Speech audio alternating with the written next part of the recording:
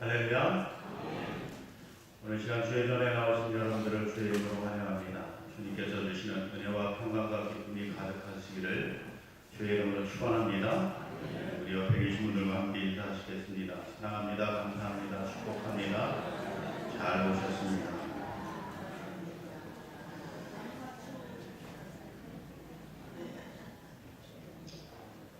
우리 성도 여러분들도 학창 시절에 주변에 믿지 않는 친구들한테 많은 질문을 받으셨을 것입니다.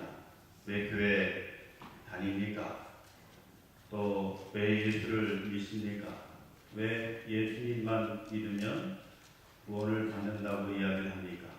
다른 많은 신들도 있는데 특별히 왜 서양신, 또 서양 사람이라고 그렇게 일컬어지는 예수를 믿어야지만 구원받는다고 이야기를 하느냐라고 하는 그런 질문들을 많이 받으셨을 겁니다. 저도 그 중에 한 사람입니다. 그럴 때 왜 예수님이었을까라고 하는 것들을 우리가 딱히 분명하게 대답을 하지 못한 그런 기억들이 있는데 오늘 시간에도 마찬가지입니다. 우리 주변에서 많은 사람들이 당신은 왜 예수를 믿습니까? 또 왜 예수님만이 구원의 길이요 진리요 생명이 된다고 이야기를 하느냐고 물으실 겁니다. 그럴 때 저와 여러분들이 오늘 말씀을 통해서 분명한 진리의 말씀, 복음의 말씀들을 전하시고 한 영혼을 구원하는 역사에 귀하게 쓰임 받으실 수 있는 그런 귀한 믿음의 삶이 되시기를 주의 이름으로 축원합니다. 여러분, 이런 질문은요 사실 고대 시대에도 있었습니다. 아주 오래전에 많은 사람들이 왜 하나님을 믿어야지만 되는가 라고 하는 그런 질문들을 했습니다. 그러면서 알지 못하는 많은 신들을 숭배하였던 그런 모습을 우리가 성경에서도 발견할 수 있는데 우리가 사도행전 18장 말씀을 보시면 사도 바울이 그리스라고 하는 나라의 아테네 도시에 가서 복음을 전할 때였습니다. 그리고 가서 예수님이 부활하셨습니다. 우리도 부활합니다. 라고 하는 구원의 좋은 소식을 전파하는데 그때 이 아테네 사람들이 이 복음을 쉽게 받아들이지 못합니다. 그러면서 오래전부터 그들이 섬겨왔던 알지 못하는 많은 신들에게 귀의하는 그런 모습을 볼 수 있습니다. 그래서 사도 바울이 말씀하기를 아덴 사람들아 너희를 보니 범사에 종교심이 많도다.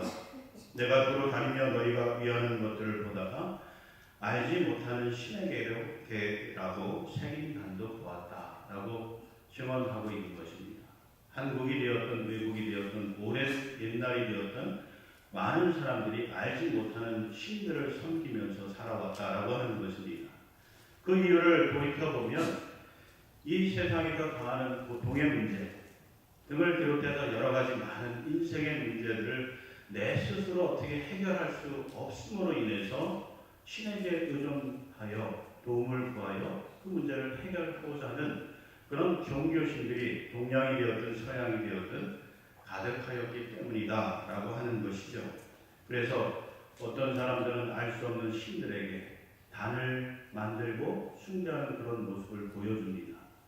가까이 우리 자신이나 또 우리 주변에 믿지 않는 사람들의 모습을 살펴보아도 그렇죠.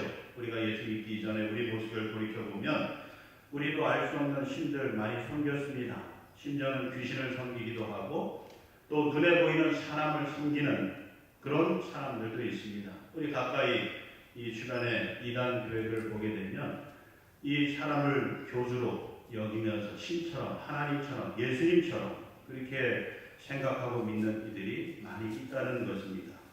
그들도 이 현실 세계에서 갖는 그런 고통의 문제, 더 나아가서는 사후, 심판의 문제, 죽음의 문제, 부활의 문제에 고민하면서 답을 얻기 위해서 종교를 갖게 되는 것이죠.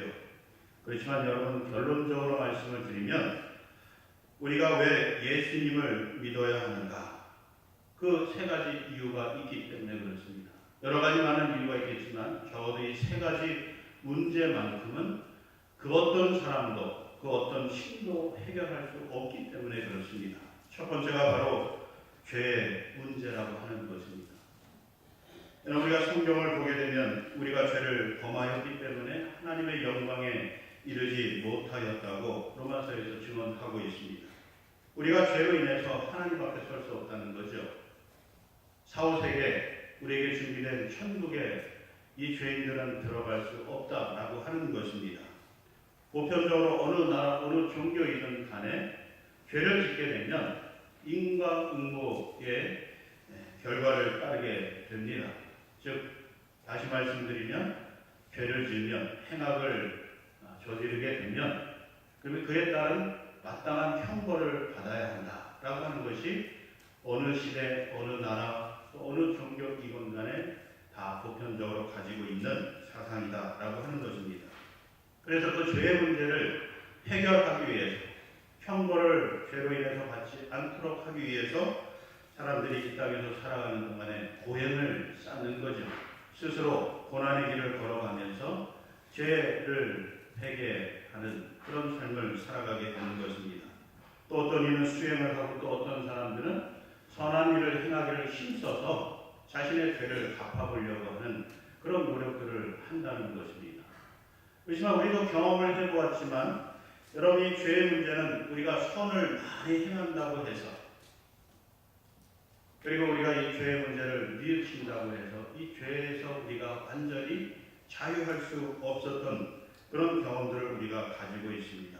그러나 이 성경을 통해서 우리가 보게 되면 하나님께서 이 죄의 문제를 해결해 주시기 위해서 특단의 조치를 내리십니다. 그것은 바로 예수 그리스도, 그분의 독생자이신 예수 그리스도, 그분을 십자가에 달려 죽게 하심으로 흘리신 그 피로 말미암아서 우리의 모든 죄를 다 사해 주시겠다라고 하는 것입니다.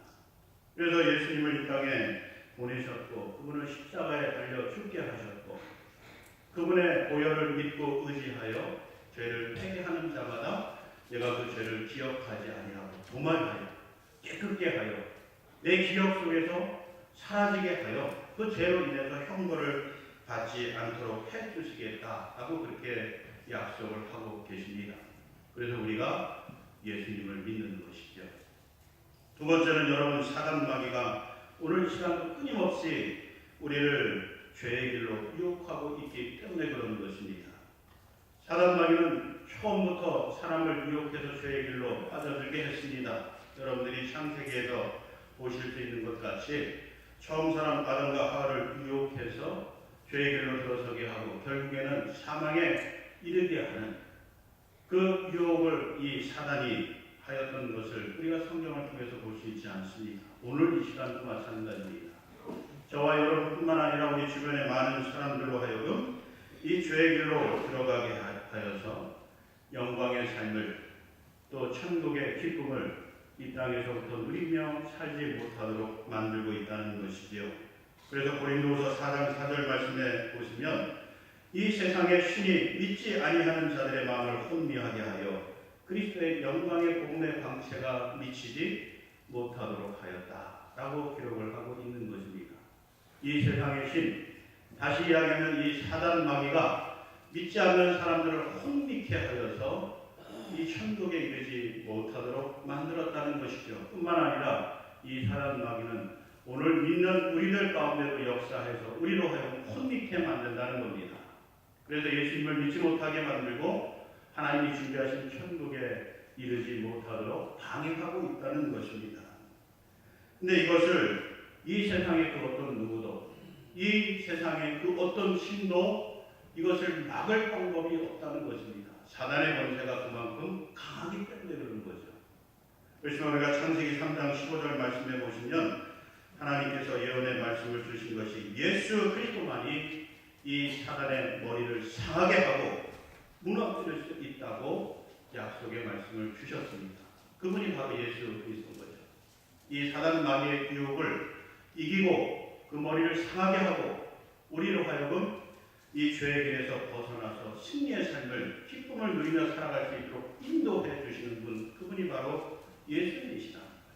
그래서 우리가 이 예수님을 마음에 영접하면 구원에 이르게 되고 죄로부터 자유함을 얻게 되고 천국의 기쁨을 이 땅에서부터 누리며 살아가게 된다라고 하는 것입니다.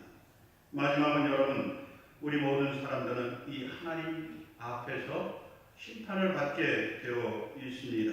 그래서 히브리서 9장 27절 말씀에 보시면 한 번 사람이 죽는 것은 하나님께서 정하신 것이요 그 후에는 반드시 심판이 있을 것이다 라고 말씀하는 것입니다. 또 요한계시록 20장 12절 말씀에 보시면 내가 보니 죽은 자들이 큰 자나 작은 자나 그 보좌 앞에 서 있는데 책들이 펴 있고 또 다른 책이 펴졌으니 곧 생명책이라. 죽은 자들이 자기 행위를 따라 책들에 기록된 대로 심판을 받으리라 라고 말씀을 기록해 놓고 있습니다. 모든 사람이 한 번 죽는 것은 하나님께서 정하신 것이라는 겁니다. 그리고 하나님 앞에 섰을 때 누구나 다 심판을 받게 되는데 그 심판은 우리가 이 세상에서 살아가는 동안에 지은 그 모든 행위를 하나님께서 생명책에 기록해 놓으셨다가 그것을 가지고 우리를 심판하신다라고 하는 것이죠. 그럴 때 여러분, 우리가 이 심판 앞에서 형벌을 받을 것이냐 아니면 하나님이 준비하신 놀라운 상을 받을 것이냐라고 하는 것은 우리가 이 땅에서 살아가는 동안에 어떻게 살아가느냐라고 하는 거예요. 우리가 지난 시간에도 죄와 슬픔의 문제를 보았듯이 우리의 연약함을 타고 사단이 역사하고 그 연약함으로 말미암아서 우리가 죄 가운데 얼마든지 빠질 수 있다고 말씀을 드렸습니다. 그러나 그럴 때마다 우리가 예수 그리스도의 보혈을 의지해서 회개할 때마다 하나님께서 그 죄를 기억하지 아니하시고 깨끗게 하여 주신다고 요한일서를 통해서 우리에게 말씀해주고 있지 않습니까? 그래서 우리가 그렇게 죄를 고백할 때마다 우리의 죄가 이 생명책에 기록되는 것이 아니라 사라진다는 거예요. 기록되지 않는다는 거예요.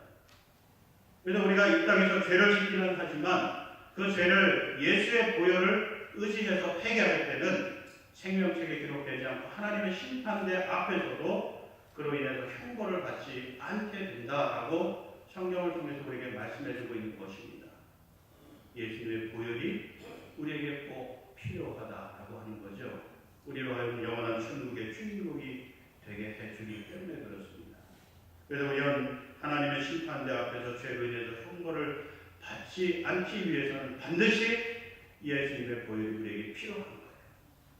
그래서 그분이 서양 사람이든 서양신이든 무슨 상관이 있겠습니까? 오늘 이 예배 멀리 칠레에서 선교 사역을 감당하시는 선교사님이 참석하셨는데 그분이 그곳에서 예수님을 전할 때도 마찬가지 아니겠어요? 그 종족에게 예수님은 외국인이에요. 그렇지만 그 외국인에게 이 예수님을 전하는 이유가 무엇이겠습니까? 예수님만이 우리 모든 인류의 죄를 해결하실 수 있고 우리를 죄의 권세에서 자유케 하시고 구원해 주실 수 있는 유일한 분이시기 때문에 그렇습니다. 그래서 예수님을 믿는 것이고 예수님을 목숨을 걸고 전파하고 있는 것이지요. 여러분, 이런 예수님께서 이 하나님의 준엄한 심판 가운데서 어떻게 우리를 구원하실 수 있는지 이 성경을 통해서 살펴보면 먼저 이 심판의 권세가 예수님께 있기 때문에 그렇습니다. 여러분, 우리가 요한복음 3장 16절 말씀을 통해서 보면 예수님을 믿는 자마다 멸망하지 않고 영생을 얻을 것이라고 말씀하고 있습니다. 이외에도 여러 말씀들을 통해서 보면 하나님께서 예수님에게 마지막 때의 심판의 권세를 주셨다라고 말씀하고 있습니다. 그래서 예수님이 마지막 심판의 때 우리를 심판하시는데 그를 믿는 자마다 멸망하지 않고 형벌을 받지 않고 지옥에 가지 아니하고 영원한 천국에서 복락을 누리며 살아갈 수 있도록 해주신다는 거예요. 그 권세가 주께 있기 때문에 우리가 그 예수님을 믿음으로 말미암아서 심판에서 자유함을 얻을 수 있게 된다라고 하는 것입니다. 뿐만 아니라 예수님은 하나님과 우리 사이의 중보자가 되신다고 말씀하고 있습니다. 디모데전서 2장 5절 말씀을 통해서 보면 우리가 하나님의 진노 아래 놓이지 않고 하나님과 화목함으로 말미암아서 영원한 천국의 기쁨을 누리는 존재가 될 수 있음을 우리에게 가르쳐주고 있습니다. 중보자 되시기 때문에 우리가 죄 가운데 있으면 하나님의 진노를 받을 수밖에 없지만 예수님이 중보자가 되셔서 우리의 죄를 사해 주시고 하나님과 화목하게 해 주셔서 영원히 하나님과 동거하며 살아갈 수 있는 그런 존재들이 되게 해 주셨다는 거예요. 그래서 우리가 예수님을 믿는 것입니다. 그러면서 여러분, 또 예수님은 지금 부활하셔서 하나님의 우편에 앉아 계시다고 로마서 8장 34절을 통해서 우리에게 증거하고 있습니다. 지금 하늘에 하나님이 계신 그 우편에 예수님께서 앉아 계시면서 무엇을 하시겠습니까? 오늘 시간 저와 여러분들이 이 구원의 여정에서 떨어지지 아니하도록, 구원의 길에서 낙오되지 아니하도록 예수님께서 우리를 위해서 중보하시고 기도하시고 도우신다는 것입니다. 그래서 우리가 이런 예수님을 통해서 우리가 이 준엄한 하나님의 심판에서 자유함을 얻고 기쁨을 누리면서 이 땅에서부터 살아갈 수 있게 되는 것입니다. 그러면서 우리가 예수님을 믿는 이유는 바로 이 예수님께서 그리스도이시기 때문에 그리스도. 여러분, 이 헬라어에서 그리스도란 기름 부음 받은 자라고 하는 그런 뜻을 가지고 있어요. 그래서 구약 성경을 보면 기름 부음을 받는 세 부류의 사람들이 있습니다. 아무한테나 기름을 붓는 것이 아니에요. 제사장, 왕, 그리고 선지자, 이 세 부류의 사람들에게만 기름을 붓습니다. 이 제사장이 기름 부음을 받아서 어떤 일을 하느냐 하면 이 백성들이 지은 죄를 대신해서 제물을 하나님께 드림으로 말미암아서 죄 용서함을 구하는 이 중보자 역할을 제사장이 하는 거예요. 이 제사장이 없으면 백성들이 죄를 구하고 하나님께 용서받은 삶을 살아갈 수 없게 되는 거죠. 그래서 구약의 이스라엘 백성들에게는 반드시 이 제사장이 필요했습니다. 근데 이 제사장의 역할을 오늘 이 시간 누가 하시느냐? 바로 예수님이 하시는 거예요. 예수님은 제사장이시면서 동시에 그 자신이 흠이 없는 어린 양이 되셔서 우리의 모든 죄를 담당하시고 십자가에 달려 죽으심으로 우리 죄의 문제를 해결하신 분 아니시겠습니까? 뿐만 아니라 이 예수님은 왕이 되시는데, 여러분, 왕이라고 하는 존재의 이 권세가 얼마나 큽니까? 한 나라의 대통령이 되고 한 나라의 왕이 되면 그 권세와 힘이 얼마나 크냐라고 하는, 말만 해도 모든 것을 다 이룰 수 있는 그런 권세를 가지고 있지 않습니까? 근데 이런 왕에게 기름 부어서 세우게 되는데, 예수님도 이 왕 같은 분이시라는 건 우리 인생에 있어서, 인류의 삶에 있어서 예수님이 진정한 왕이 되신다는 거죠. 그래서 그 왕 되시는 예수님께서 모든 악한 일로부터, 악한 영으로부터 우리를 지켜주시고 보호해 주시는 그런 일을 하시기 때문에 우리가 이 예수님을 구세주로 믿고 영접하여 살아가는 것이다 라고 하는 것입니다. 그러면서 여러분, 예수님이 이 선지자와 같은 역할도 하시는 거예요. 여러분, 이 선지자는 하나님을 알지 못하는 이들에게 하나님을 알게 해주는 역할을 합니다. 그러면서 하나님께로 죄인들을 이끌어가는 그 역할을 이 선지자들이 하는 거죠. 예수님도 마찬가지다. 예수님도 오늘 시간 저뿐만 아니라 우리 모두를, 또 아직 이 시간 하나님을 알지 못하는 이들에게 하나님을 알게 해주시는 그런 일을 지금 하고 계시다라고 하는 것이죠. 그래서 이 예수님께서 제사장 되시고 왕 되시고 그러면서 선지자 되셔서 그를 믿고 따르는 모든 백성들을 눈동자같이 지켜주시고 구원의 복음을 전파해서 하나님과 화목하여 하늘의 기쁨을 누리며 살도록 인도해 주시고 우리의 모든 죄를 다 사해 주셔서 천국 영생의 주인공이 되게 해 주시고 있습니다. 그래서 우리가 이 예수님을 포기할 수가 없습니다.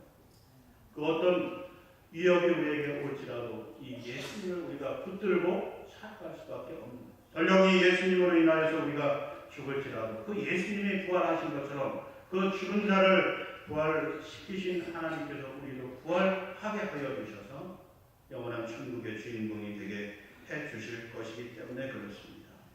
여러분, 그러면서 우리가 이 예수님을 믿는 이유는 이 악한 영을 물리칠 수 있는 분은 예수님밖에 없으시기 때문에 그래요. 여러분, 요한일서 3장 8절 말씀해 보시면 하나님의 아들이 나타나신 것은 마귀의 일을 멸하려 하십니다 라고 말씀하고 있습니다. 하나님의 아들 곧 예수 그리스도가 이 땅에 나타나신 것은 이 땅의 권세를 가지고 모든 사람들로 하여금 멸망의 길로 인도하고 있는 악한 사단 마귀의 권세를 무찌를 수 있는, 짓밟고 우리를 건져 주실 수 있는 유일한 분이시기 때문이다 라고 하는 것입니다. 그래서 우리가 이 예수님을 통해서 죄사함을 받게 되고 하나님과 화목하게 되고 악한 일로부터 눈동자와 같이 지켜주시는 은혜를 입게 되고 더 나아가서 우리 삶을 하나님께로 바르게 인도해 주시기 때문에 예수님을 우리의 구세주로 믿고 영접하는 것입니다. 근데 이런 예수님과 우리가 영원히 이 땅에서 살아가는 동안에 동행할 수 있으려고 그러면 로마서 10장 9절 10절 말씀에 있는 것처럼 내가 만일 내 입으로 예수를 주로 시인하며 또 하나님께서 그를 죽은 자 가운데서 살리신 것을 내 마음에 믿으면 구원을 받으리라. 사람이 마음으로 믿어 의에 이르고 입으로 시인하여 구원에 이른다 라고 말씀하고 있습니다. 약속하고 있습니다. 여러분, 많은 종교에서는 구원을 받기 위해서 죄 용서를 받기 위해서 네가 지은 죄 네가 책임을 져라.